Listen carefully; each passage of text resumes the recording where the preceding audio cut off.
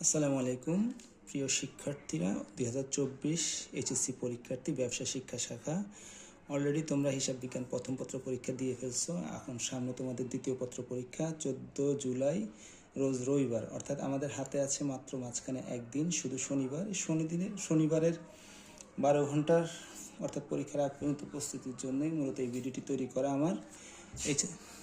এখানে ক বিভাগ, হিসাব বিজ্ঞান দ্বিতীয় পত্রে ক বিভাগ এবং খ বিভাগ, দুইটি বিভাগ থাকে। এই দুইটি বিভাগ থেকে ক বিভাগ থেকে 2টি বাধ্যতামূলক এবং খ বিভাগ থেকে 9টি থেকে 5টি তোমরা অ্যান্সার করতে হয়। এই 5টি অ্যান্সারটা আমরা আগে আলোচনা করি। মূলত প্রথমে আমরা একটা অঙ্ক চুজ করলাম, এখানে শেয়ার ইস্যু থেকে 2টি অঙ্ক থাকে। অধিহার বা প্রিমিয়াম সংক্রান্ত অঙ্ক, অবহার, অনুহার বা বাট্টা সংক্রান্ত অঙ্ক, সমহার বা নামিক সংক্রান্ত অঙ্ক, সম্পদ ক্রয় যেমন মেশিন, জমি, আসবাবপত্র, এই ধরনের বিষয়গুলি তোমাদের থাকে। এখান থেকে তোমরা দেখে 4টা অঙ্ক করলে তোমাদের শেয়ার ইস্যু অধ্যায়টার পূর্ণাঙ্গ প্রস্তুতি হয়ে যায়। এখান থেকে তুমি 2টা অঙ্ক পাবা আশা করা যাচ্ছে। তারপরে আসে আমরা আর্থিক গণিত বিশ্লেষণ, যেটাকে আমরা অনুপাত বিশ্লেষণ নামে চিনি। এখান থেকেও 2টা অঙ্ক থাকে। এই 2টা অঙ্ক থেকে তোমাকে 2টাই ইচ্ছা করলে অ্যান্সার করতে পারবে। মূলত অঙ্কটা সাজানো থাকে, কতে থাকে 1টি সূত্র, খতে 2টি এবং গতে 2টি। এভাবে তোমাকে মোট 5টা সূত্র এরকম 2টা অঙ্ক থাকে। এই 2টা অঙ্ক থেকে তুমি ইচ্ছা করলে 2টাই অ্যান্সার করতে পারো। এখানে একক কোম্পানির হিসাব থাকে, অনেক সময় দ্বৈত কোম্পানির হিসাব থাকে, অর্থাৎ অনেক সময় 2টা সালের থাকে, 12, 2013 এরকম থাকে। তো এই 2টা অনুপাত বিশ্লেষণ যদি তুমি দিতে পারো, মূলত 10টা সূত্র লিখতে পারলেও তুমি অন্তত কিছু নাম্বার পেয়ে যাবে, অর্ধেক নাম্বার পেয়ে যাবে। আর মোটামুটি এখানে 15-20টা সূত্র পড়লেই তোমার চ্যাপ্টারটা অধ্যায় মোটামুটি আয়ত্তে চলে আসবে। এখানে 5টি অঙ্ক মূলত চেষ্টা করবা সমাধান করতে, তাহলে তোমার এই অধ্যায়ের প্রস্তুতি হয়ে যাবে আশা করা যাচ্ছে। এরপর আসি আমরা অংশীদারি কারবারের ক্ষেত্রে। অংশীদারি কারবার থেকেও 2টা অঙ্ক থাকবে। কমপক্ষে 5টি অঙ্কের সমাধান তোমাকে এখানে করতে হচ্ছে। মুনাফা বন্টন সংক্রান্ত সমস্যা মূলত চ্যাপ্টারটার বেশি সমস্যা সৃষ্টি করে স্টুডেন্টদের। এখানে অনুপাত যদি থাকে তো অনুপাত অনুসারে বন্টিত হবে, অনুপাত না থাকলে সমান হারে বন্টিত হবে। এখানে একক নিশ্চয়তার অঙ্ক থাকে, দ্বৈত নিশ্চয়তার অঙ্ক থাকতে পারে। অনুপাত যদি না থাকে মূলধন অনুপাতও বন্টন করতে বলে অনেক সময়। আর বন্টন অনুপাত না থাকলে আমরা সমান করে দিব। মুনাফার দ্বৈত বন্টন থাকে, যেমন কিছু অংশ থাকে অনুপাত অনুসারে, কিছু পার্সেন্টেজ অনুসারে থাকে। এভাবে তুমি অঙ্কগুলি দেখবা আর কি।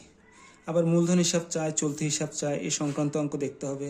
মূলধনের সূত্র যখন দেখবা তখন চিন্তা করতে হবে অতিরিক্ত মূলধন আছে কিনা। উত্তোলনের সূত্রের ক্ষেত্রে অনেক নিয়ম থাকে। এখানে মাসের শুরুতে বললে 6.5 দিয়ে গুণ দিতে হয়, মাঝামাঝি বললে 6, শেষে বললে 5.5 দিয়ে গুণ দিতে হয়। আবার প্রতি 2 মাস অন্তর বললে 2.5, প্রতি 3 মাস অন্তর বললে 1.5 দিয়ে গুণ দিতে হয়। তো এখানে আবার বার্ষিক উত্তোলন নির্ণয়ের ক্ষেত্রেও কিন্তু একটা ব্যাপার আছে এখানে। ঋণের সুদের ক্ষেত্রে পার্সেন্টেজ না থাকলে 6% সুদ ধরতে হয়, আর পার্সেন্টেজ থাকলে পার্সেন্টেজ অনুসারে হয়। তারিখ না থাকলে পুরো বছরে সুদ ধরবা, তারিখ থাকলে তারিখ অনুসারে দেবা।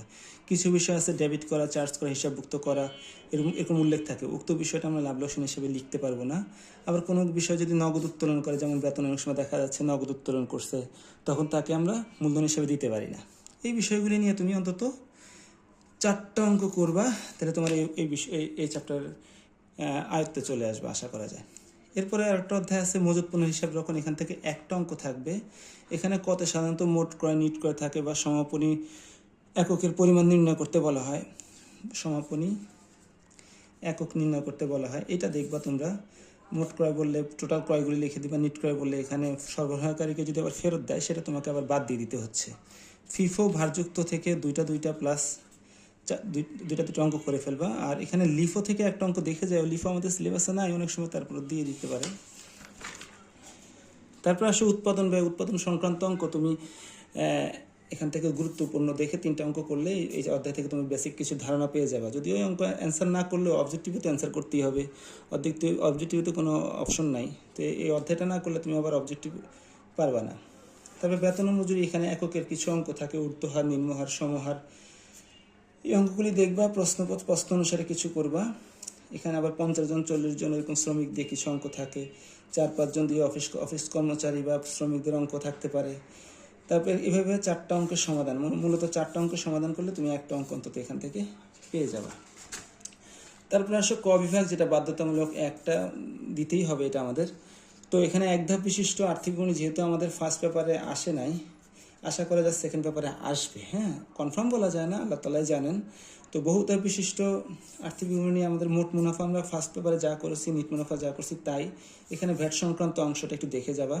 রক্ষিতা বিবরণী থাকে, এরপরে রক্ষিতা বিবরণী হাইস্ট 5টা প্লাস 5টা যোগ বিয়োগের অঙ্ক এইসব থাকে, এগুলি দেখলেই হয়ে যায়। আয়করের বিষয়টা একটু ভালো করে খেয়াল করবে। ইনকাম ট্যাক্সের বিভিন্ন রকম বিভিন্নভাবে করা যায়, সহজ পন্থাটা অবলম্বন করবে। আর্থিক বিবরণী এখানে তফসিল 11 অনুসারে করার চেষ্টা করবা। চালানি পণ্যের মুনাফা সংক্রান্ত বিষয়টা একটু দেখে যেতে হবে। হ্যাঁ, আর এমসিকিউ মূলত তোমরা দেখবা তোমাদের বইয়ের প্রথম দিকে যে অধ্যায়ের শেষে যে অবজেক্টিভগুলি থাকে জ্ঞানমূলক, ওগুলি মূলত মুখস্থ করার বিষয় বা জানার বিষয়। আর অঙ্কেরগুলি এখন দেখে শেষ করতে পারবা না, অঙ্ক যেহেতু করছোই ওখান থেকে চেষ্টা করে পারবা। মেন বইয়ের অধ্যায়গুলি পড়লে পেরে যাবে ইনশাল্লাহ। হ্যাঁ, তা আল্লাহ ভরসা, আশা করছি তোমাদের পরীক্ষা ভালো হবে। ভিডিওটা যদি কোনো উপকারে লেগে থাকে, আল্লাহ হাফিজ।